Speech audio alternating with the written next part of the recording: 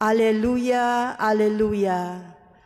Kay laki ng pagmamahal ng Diyos sa sanlibutan, kaya't anak niya'y binigay. Aleluya, aleluya.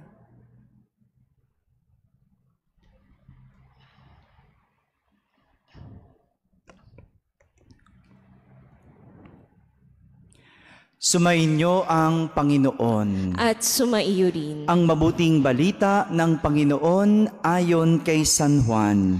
Papuri sa iyo, Panginoon.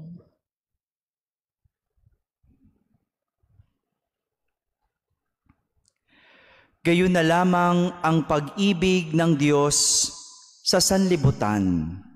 Kaya ibinigay niya ang kanyang bugtong na anak upang ang sumampalataya sa Kanya ay hindi mapahamak, kundi magkaroon ng buhay na walang hanggan. Sapagkat sinugo ng Diyos ang Kanyang anak, hindi upang hatulang maparusahan ang sanlibutan, kundi upang iligtas ito sa pamamagitan niya.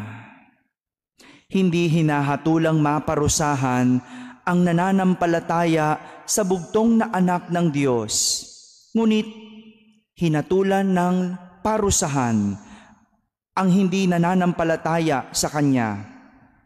Hinatulan sila sapagkat naparito sa sanlibutan ang ilaw, ngunit inibig pa ng tao ang dilim kaysa liwanag, sapagkat masama ang kanilang mga gawa. Ang gumagawa ng masama ay ayaw sa ilaw at hindi lumalapit dito upang hindi mahayag ang kanyang mga gawa. Ngunit ang namumuhay sa katotohanan ay lumalapit sa ilaw. Sa gayon, nahahayag na ang kanyang mga ginagaway pagsunod sa Diyos. Mga kapatid, ang mabuting balita ng Panginoon. Pinupuri ka namin, Panginoong Hesukristo. Isang magandang gabi po sa inyong lahat. Narinig po natin ang buod, summary ng kwento ng Kwaresma at muling pagkabuhay ni Jesus. We heard the story or the summary of the story of Lent and Easter. At ito rin po yung siguro isa sa pinaka-popular at kabisado ng karamihan na Bible verse, ang John 3:16. Ginawa pa tong kanta, no? Ginawa pa tong kanta, theme song ng World Youth Day noong 1995. No? Ano yung sabi? Gayon na lamang ang pag-ibig ng Diyos sa sanlibutan. Kaya ibinigay niya ang kanyang bugtong na anak upang ang sumampalataya sa Kanya ay hindi mapahamak, kundi magkaroon ng buhay na walang hanggan. God so loved the world that He gave His only begotten Son, so that everyone who believes in Him might not perish, but might have eternal life. Ito po ang buod ng pag-ibig ng Diyos sa tao. At ito din ang pag-ibig na nakikita at pinanghahawakan natin. Madalas kasi, ang pag-ibig naririnig o kaya nararamdaman lang. Pero ang Diyos, hindi lang pinarinig, hindi lang pinaramdam, kundi ipinakita. Ang pagbibigay ng Diyos ng kanyang bugtong na anak para sa lahat na ating pinanghahawakan at kinakapitan. Si Jesus. That's the love of God. Hindi lang naririnig sa mga aral, hindi lang nararamdaman sa kanyang ginagawa para sa atin, kundi pwedeng hawakan, pwedeng kapitan. At yan ang pag-ibig ng Diyos. Ngunit ang pag-ibig ay hindi lang tungkol sa pagbibigay. Alam na natin yun eh. Alam natin na mapagbigay ang Diyos. Pero hindi lang ito puro pagbibigay. Kahit sa ating mga sariling pag-ibig, ang pag-ibig ay hindi lang tungkol sa pagbibigay. Dahil ang pag-ibig na puro lang pagbibigay ay one-sided. Sapagkat ang nais puntuhin ng ating ebanghelyo ay ang tugon sa pag-ibig.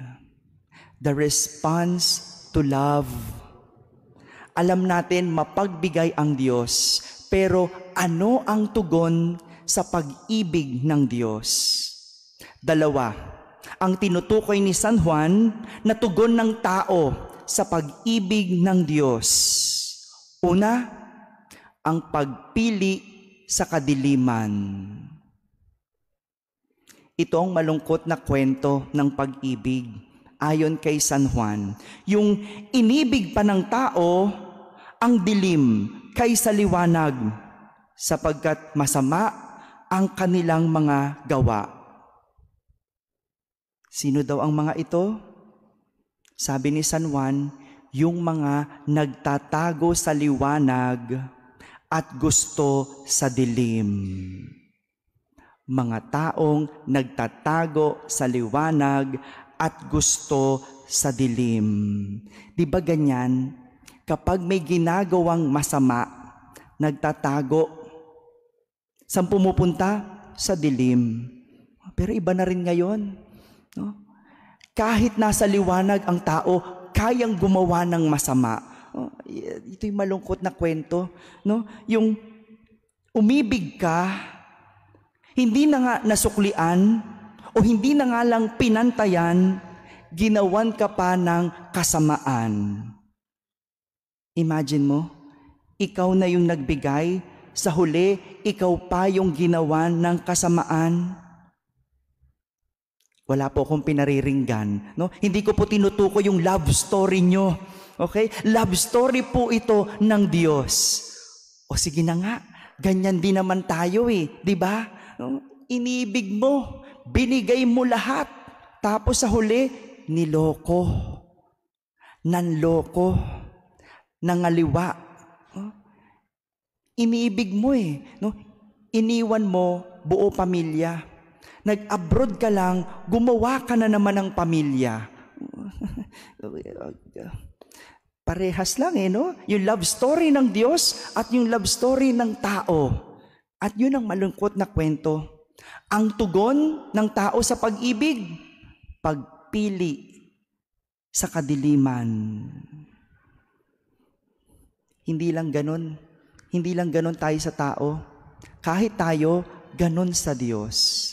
Yung minahal ka ng Diyos, pero ang sinukli mo, kasamaan, kataksilan, kasalanan. Dahil ang tao, ang naging tugon sa pag-ibig ng Diyos, pagpili sa kadiliman. Pero hindi lahat pinipili ang kadiliman. Meron ding mga taong pinipili ang liwanag. Ito yung ikalawang tugon na tinuturo at tinutukoy ni San Juan. Yung mga namumuhay sa katotohanan at lumalapit sa ilaw. Kaya nga, sa gayon, sabi ni San Juan, nahahayag na ang kanyang mga ginagawa ay pagsunod sa Diyos. Kung may mga taong maitim ang balak, may mga taong malinis naman ang hangarin. Hindi naman lahat ng tugon pagpili sa kadiliman. Meron pa rin namang mabubuti ang puso. Malilinis ang hangarin at sila yung walang itinatago. At hindi kailangang magtago. Malalaman mo ito kung ang ginagawa ay ayon sa pagsunod sa Diyos. Yun ang sabi ni San Juan. Makikilala mo ang taong pinipili ang liwanag, yung taong sumusunod sa Diyos. Sa madaling salita, isang taong makadiyos. Pinipili kung ano ang gawa ng Diyos. Pero, iba na ang panahon din ngayon. No? Kung sabi nga natin, no, digital na sa panahon ngayon, no? Moderno na rin ang kasalanan. No? Kailangan pa rin mag-ingat dahil hindi lahat ng makadiyos malinis ang hangarin. May iba nagtatago sa kabutihan. Tinatago ang kasamaan sa kabutihan. Kunyari, mahal ka, pero may mahal ding iba. Mahal ka, oo, pero may mahal pang iba. Nababahiran eh. Kaya nga, mahiwaga ang pag-ibig. Dahil ito ay nasa puso. At dahil ito'y nasa puso, tanging puso lang din ang tunay na makakaalam ng balak at hangarin. Mga kapatid, sa bawat kwento ng pag-ibig, laging dalawa ang panig. Ngunit anuman ang ating panigan, liwanag man o kadiliman, pagdating sa pag-ibig ng Diyos, malinaw ang kanyang hangarin. Ang iligtas ang tao at hindi maparusahan. Ito yung magandang kwento ng pag-ibig ng Diyos. Hindi pag-ibig natin, pag-ibig ng Diyos, na kahit hindi pa tayo tumutugon, minamahal tayo ng Diyos. Isang pag-ibig na hindi nakabatay sa tugon ng tao, kundi isang pag-ibig na tunay, na ang hangarin, kaligtasan at hindi kapahamakan.